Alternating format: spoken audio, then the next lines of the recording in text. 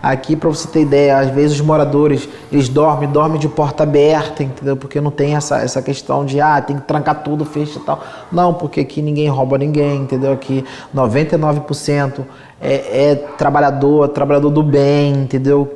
Que sai da tua casa cedo para poder trabalhar. Então, acho que a gente quer isso, é paz, poder trabalhar novamente, criar seus filhos. Aqui você dá meia-noite, você quiser comer uma pizza, você vai lembrar, você vai comer uma pizza. Você 3 horas da manhã, você quer, eu quero comer um chocolate. Você vai no mercado, tem um chocolate, entendeu? Eu quero no banco 24, você vai lá embaixo, vai fazer vai tirar um dinheiro no banco 24 horas. Então, assim é isso, é tudo muito, muito próximo e é um lugar ótimo para se morar.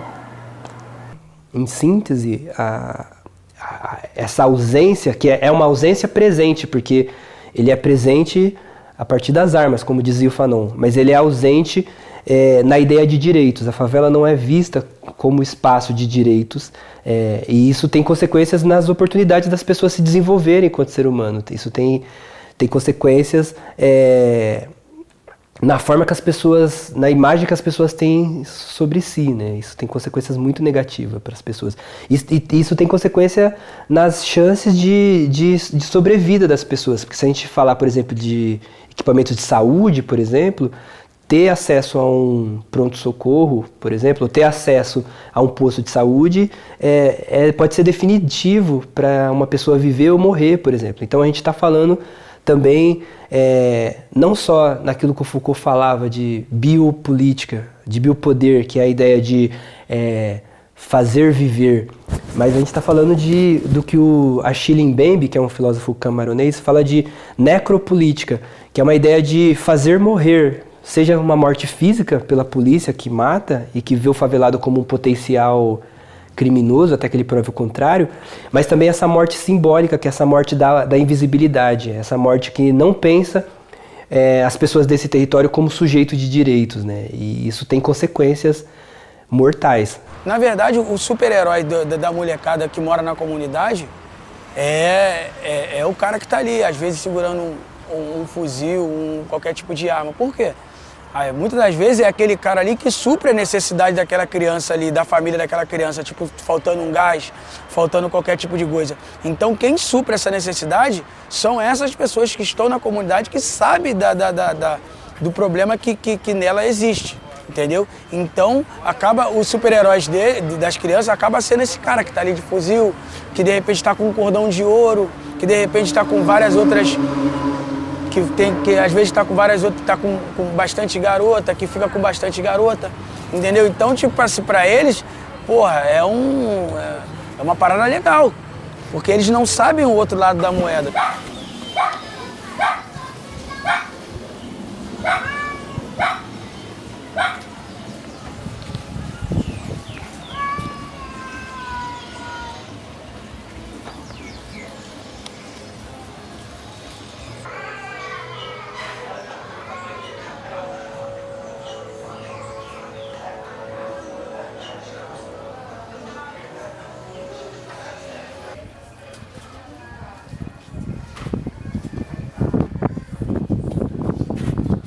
Eu nasci na Rocinha, eu tenho 51 anos, eu nunca saí daqui, né?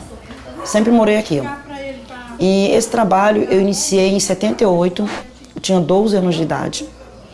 E eu comecei escrevendo cartas para as pessoas que queriam mandar carta para o Nordeste. E um dia meu pai disse, você não vai mais escrever cartas, você vai ensinar essas pessoas a escrever. E aí eu comecei alfabetizando adultos, esses adultos depois começaram a trazer os seus filhos. E quando a gente pensou que não, uma casa já tinha muitas crianças. Um espaço bem legalzinho para brincar. Aqui as crianças brincam, interagem uma com as outras, nesse espaço legal.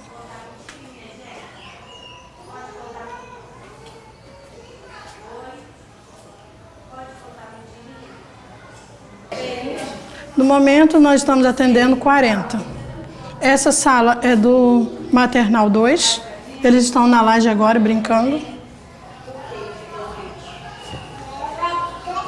Aqui é Maternal 1. É porque não pode contar mentirinhas. Fala, oi. Oi. Dá oi, fala. Oi. Olha lá, Biel. Fala oi. Oi. Então, vamos conhecer outra parte.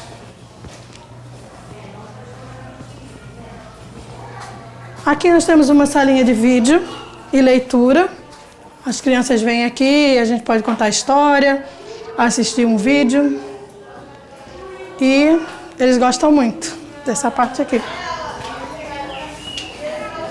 Vamos para o berçário.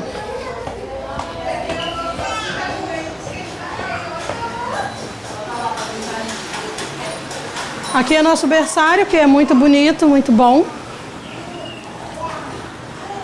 Hoje nós temos poucas crianças, né? Atendemos aqui 15 crianças, mas por conta desse clima tenso da comunidade, com toda essa confusão que tem acontecido, nós temos poucas crianças na sala hoje. E temos tido por esses dias também pouquíssimo. Conforme eu tenho um filho, eu posso até falar. Meu filho, ele fica meio amedrontado quando dá tiro e tal. Então ele fica em casa, e não só ele, mas com a maioria das crianças, todo mundo fica muito agitado com essa situação. Então eles ficam com medo, né, cara? Aí ele falou, o pessoal do exército tá aqui ainda, né, pai? Eu falei, tá ainda aí. Então, eles fazem perguntas, mas acho que é normal esse receio, esse medo, né? Mas eles ficam muito preocupados e ficam fazendo perguntas, né? Como é que não é, tá, mas por quê? E você tenta sempre, né, tá falando que estão aí porque teve uma confusão e tal, estão tentando apaziguar, dar segurança pra gente, entendeu? Hoje se fala, por exemplo, depois de uma matéria sobre o crime no Rio de Janeiro, uma pessoa que está assistindo no sofá, às vezes da favela, fala, tem que vir um político, mão de ferro, e acabar com toda essa bagunça. Então, explorar o medo é uma estratégia interessante e bem sucedida do ponto de vista do poder para manter a ordem sobre todo mundo, inclusive quem está fora dessa mira da estigmatização, né? Todo mundo aceita o exército na rua porque, afinal de contas, tem que combater o tráfico, mas o exército na rua ele vai impedir ele vai impedir a liberdade não só de quem vive no tráfico, mas de todos os moradores da favela. E se a gente pensar de uma forma mais ampla, há um treino ali, há um exercício militar de como que o exército pode também atuar em regiões urbanas, que pode ser estendido para qualquer outra parte, como foi estendido na época dos grandes eventos no Rio de Janeiro, na Copa, nas Olimpíadas. E todo mundo aceita de forma tranquila o cerceamento da própria liberdade em nome de uma pretensa segurança que, em última instância, está sendo ameaçada por um medo que nem sempre é real, né? Se a gente assiste a televisão, a depender do canal só vai falar de Lava Jato, mas a depender do canal só vai falar de crime. Parece que só acontece crime o tempo inteiro, 24 horas por dia. Então isso não é gratuito, isso não é à toa. Do Estado nós não temos nenhum recurso, nós estamos tentando fazer a parceria com a Prefeitura, só que é muita burocracia, né? Você tem que ter muita documentação. Nós começamos desde o ano passado mudando algumas documentações, né? Você tem que pagar muita coisa. E se uma ONG que vive através de doações, como é que você vai pagar tantos encargos?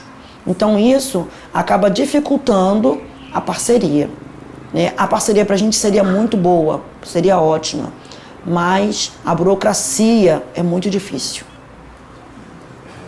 Olha, nós atendemos as crianças, nossa creche atende criança a partir de 4 meses de idade. A maioria das creches só pegam com 6 meses. Né? Como eu já faço esse trabalho há mais de 30 anos, eu tenho pessoas que foram meus alunos e que hoje colocam os filhos com a gente. Além do que, o nosso trabalho não é só creche. Nós fazemos um atendimento às famílias. Né? Então nós temos uma pediatra, nós temos uma assistente social que atende a todas as famílias, nós visitamos as casas quando é necessário, nós recebemos muita doação, então essas doações, aquilo que não vai ficar para a creche, vai ser direcionado para essas famílias que nós atendemos. Nós temos o cadastro de todas as famílias. Então, se alguém quer me doar uma geladeira, eu vou lá, eu não preciso da geladeira aqui na creche, mas eu vou lá no meu cadastro e eu vejo que a Dona Maria precisa de uma geladeira. Então eu vou entrar em contato com a Dona Maria e essa geladeira vai para a Dona Maria. Então o nosso trabalho não é só creche, né? Nós temos creche, temos reforço escolar, temos aula de inglês, temos assistente social que visita as famílias como necessária, temos uma pediatra que atende essas crianças. Então nós temos uma rede de serviços muito grande, porque na maioria das vezes é creche, está limitado a creche. E o nosso serviço, ele amplia, é muito mais ampliado. Tem algumas pessoas aqui, como eu, tem outros professores aí que dão aula de Muay Thai, outros dão de kickbox, tem uma par de gringo aí que tem ONGs aí dentro do morro, que dá aula de inglês e de informática e tal, mas ainda é pouco. Ainda é pouco e é muito pouco divulgado, sabe? E eu acho que deveria ter mais coisas no morro para que, aí sim, para um número maior de crianças ter uma perspectiva de vida, para gerar aquela dúvida que eu já tinha citado anteriormente, entendeu? Eu vou citar aqui duas ONGs que eu sou muito grato, tá? Sou muito grato. Primeiramente a Todos na Luta, aquela do Vidigal, né? A do Raf, que é o meu pai, meu mestre, meu amigo, entendeu? Que se não fosse ele, de repente, eu poderia estar dentro dessa confusão, entendeu? Graças a Deus por ele que me ajudou, me apresentou, me reapresentou o boxe novamente. E o Instituto aqui, o Reação, que me ajuda muito, muito, muito, muito. Porque não adianta você só chegar aqui e botar muito fuzil, muita arma, blindado, isso aí não vai adiantar, cara. Não tem jeito. Mas se não pegar, não dar educação, não dar projetos sociais para a molecada, não vai adiantar, cara. Isso aí, ó. Eu sou nascido, eu sou de 81. Tem uma matéria que saiu esses dias aí, de 84. De 84 tinha um traficante, o nome dele é Brasileirinho, ele tinha 14 anos. E tem uma imagem dele que você botar na internet, você vai conseguir ver. Ele tinha 14 anos, ele com uma metralhadora lá na Rua 2, Rua 3, ele dando um tiro pro alto. Mas o moleque era 14 anos. E se você for ver de 84 para 2017, mudou o quê? Nada. A única presença do Estado nesses espaços é através da violência. Agora, para além disso, a marca do Estado nesses territórios é da ausência, né? É uma ausência daquilo que em outros lugares é a regra, né? Se a gente pensar a organização, a urbanização, se a gente pensar, por exemplo, a distribuição dos serviços de educação, distribuição dos serviços de saúde, mesmo de saneamento, ainda é uma realidade no Brasil, um monte de comunidade que não tem saneamento básico, até o nome saneamento básico, então você tem um monte de comunidade que não tem o básico, porque esses espaços não são vistos como, as pessoas que estão nesses espaços não são vistas como cidadãos, né? Então, portanto, para eles esse Estado de Direito não chega, e isso tem consequências para a vida das pessoas, tem consequência para as oportunidades das pessoas, tem consequências para os sofrimentos, tem consequências para a perspectiva de vida das crianças, né? Porque se alguns serviços que estão disponíveis em outros lugares não estão ali, então isso vai influenciar nas oportunidades reais dessa pessoa ao longo da vida dela, né? Então a gente tem um histórico de uma presença pela arma, mas ao mesmo tempo de uma ausência quando se pensa em direitos, né? E isso é uma coisa que marca o Brasil inteiro. Cara, não só o boxe, mas como outros esportes em geral, ele traz o benefício, sim, para qualquer tipo de comunidade, né, bicho? Eu, particularmente, sou prova viva disso. Eu já tive um lado, podemos dizer, que eu fiquei às margens da lei.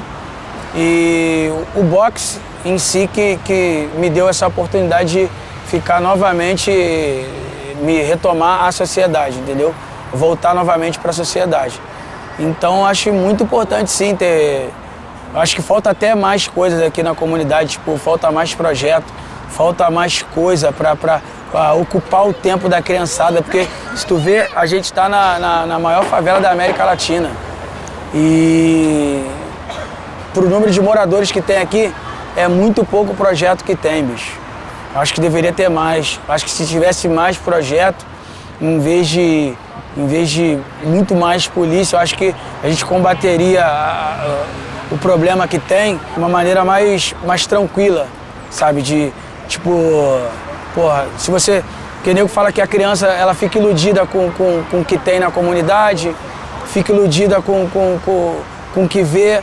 Acho que se a criança fica iludida porque ela tá na rua, né? Vendo aquilo. Acho que se ela tivesse uma ocupação, ou seja, com algum projeto de luta, de informática, de inglês, de qualquer outro tipo de coisa, acho que ela não estaria na rua. E isso, mais pra frente, nós iríamos ver o resultado, né? Que a rapaziada ia estar mais tranquila, não ia ter tanto índice de qualquer tipo de coisa que tenha acontecido na comunidade. Eu amo esse lugar, nasci aqui. Meu esposo tem 58 anos, também nasceu aqui. Nasceu em casa, inclusive. E é o único lugar que nós conhecemos, assim, de moradia. Eu conheço vários lugares, já viajei tudo. Mas a Rocinha é um lugar tão lindo, de tanta paz, de tanta harmonia, que as pessoas se ajudam umas às outras, né? Aqui a gente não tem essa coisa do vizinho A, do vizinho B. Por exemplo, há um ano atrás a casa da minha filha pegou fogo e veio gente do outro lado nos ajudar. Nós vemos pessoas da Rocinha inteira nos ajudando, pessoas que a gente nunca conheceu. Então, assim, a Rocinha é um lugar muito bom, é um lugar de paz, é um lugar de harmonia, um lugar de alegria, né? Qualquer hora que você chegar aqui na Rocinha, você vai encontrar restaurante aberto, tudo. E assim, o que eu e todos os moradores da Rocinha nós queremos é paz. É paz na Rocinha. Porque as nossas crianças precisam estar nas creches, as escolas precisam estar abertas, as áreas de lazer, que são poucas, as crianças precisam estar nessas áreas de lazer brincando. E hoje a gente não tem mais isso. Por quê? Porque está todo mundo em casa com medo de sair. Algumas mães não têm trazido as crianças para cá porque tem medo, né? De acontecer alguma coisa, algum confronto, sei lá, no caminho, e eles estavam trazendo as crianças para cá e sofrerem mais do que já estão sofrendo com tudo isso, né? Então a gente ficou com a creche fechada por uns dias, retornamos às atividades, mas temos pouca criança. Não está vindo todo mundo. Tem muita gente que ainda não tem coragem de vir. Vamos na laje?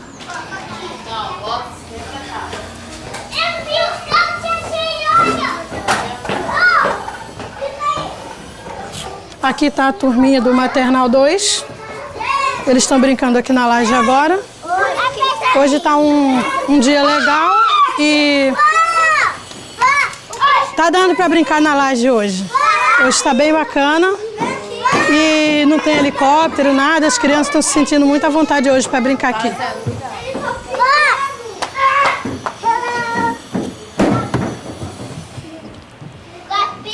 Se fala de uma escalada de violência, mas não se fala quem que é a vítima dessa violência. Quando a gente olha os dados de quem morre, a gente vê que quem morre, quem está morrendo, são jovens negros de periferia. E aí é curioso, porque esses são os mesmos, é o mesmo perfil que é visto como o autor da violência. Ele nunca é visto como sujeito de direitos. Aliás, até na hora de pensar os direitos, não sei se vocês já perceberam, mas as pessoas falam assim, temos que levar cultura para a periferia para impedir que esses jovens virem bandidos. Tem uma perversidade nessa fala, porque essa pessoa, nessa ideia, ela só é sujeita de direito à cultura, por exemplo, porque ela tem o risco de virar bandida. Então a gente só está levando a tal da cultura como se ela não tivesse, porque ela pode vir nos roubar. Não porque ela é sujeita de direito por si só. Se ela não nos ameaçasse, ela poderia ficar lá sem acesso a nada de forma invisível. Esse é um ponto. Mas o outro ponto é que não se fala que quem está morrendo são jovens negros. A cada 10, ou dito de outra forma, a cada 100 pessoas assassinadas, 100 jovens assassinados, 78 são negros. Então, se é pra gente falar de violência, vamos falar de violência, então vamos falar quem está morrendo. O que a gente tem para oferecer do ponto de vista de segurança para essa população que está morrendo? É mais polícia, mas é a polícia que está matando. A polícia do Brasil é a polícia que mais mata no mundo, mas também é a polícia que mais morre. E aí quando a gente olha para quem são esses policiais que vão para a linha de frente trocar tiro com os supostos bandidos, são também esses jovens negros das periferias que têm essa possibilidade de atividade econômica, seja pela polícia, seja através do crime organizado, né? Então é bastante curioso, porque do ponto de vista prático, a gente tem preto matando preto em nome do quê? Em nome da segurança de quem? Dos turistas da Copa? Em nome da segurança de quem?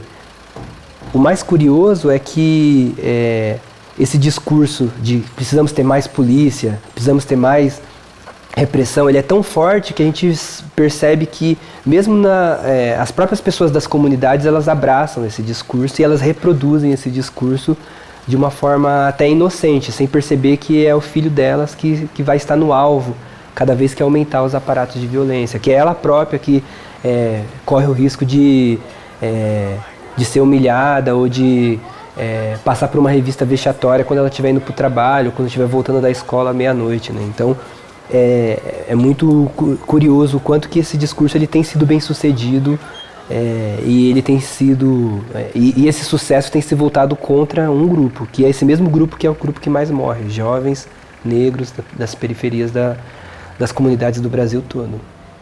Não há e nunca houve uma guerra às drogas, como se diz e se repete, nem uma guerra ao tráfico. Existe uma guerra a alguns grupos que estão envolvidos com drogas, ou pretensamente envolvidos com drogas, e há uma guerra a alguns grupos ligados ao tráfico, mas não há uma guerra ao tráfico. Tanto que no caso do Brasil, por exemplo, essa guerra ela se direciona ao varejo da droga, ela não se direciona ao atacado. Se a gente pensar no caso do Brasil como um grande corredor de distribuição de droga para a Europa, por exemplo, e de pensar que essa droga ela vem por navio, por avião, inclusive conhecidos políticos foram flagrados com toneladas de drogas em seus meios de transporte e eles não estão presos. Então não há uma guerra às drogas, há uma guerra à favela, há uma guerra ao preto, há uma guerra ao pobre, e a droga entra como um bode expiatório. Da mesma forma a questão da criminalidade, não há um combate à criminalidade, não há uma guerra ao crime, há uma guerra a essas comunidades, e o crime ele aparece como uma grande justificativa.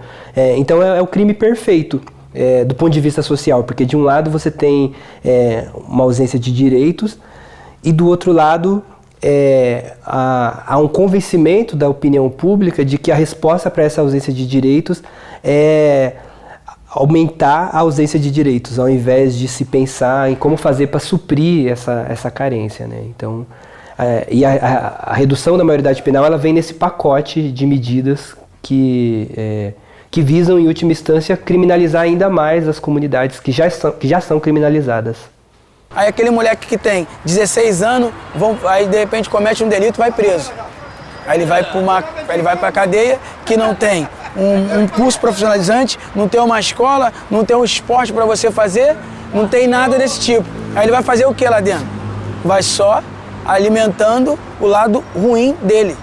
Não vai alimentar o lado bom, só vai alimentar o lado ruim. E com isso vai criar um monstrinho, né?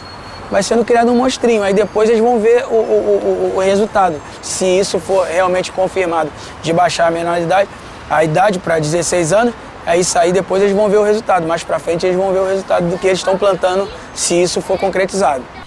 Cara, é o que eu tô te falando, assim, a Rocinha ficou 1 ano e pouco sem dar um tiro.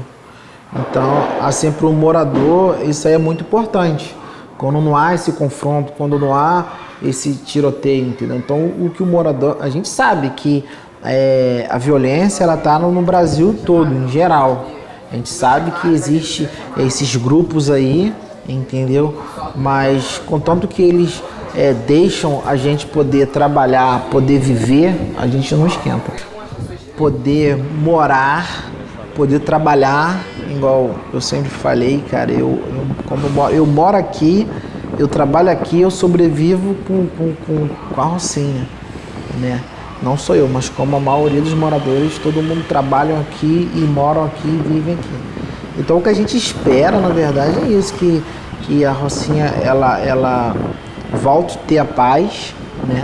Que nós queremos, de você poder chegar na sua casa, você poder levar teu filho para jogar um futebol ali na pracinha ali de futebol, você possa levar seu filho no complexo esportivo, que as crianças possam voltar a estudar normalmente. Acho que não é só o meu sonho, acho que é o sonho de todo mundo, a gente poder ter esse direito de ir e vir, sem problema, sem confusão, sem tiro, entendeu? Acho que esse é o sonho de todos da Rocinha, todos os moradores da Rocinha.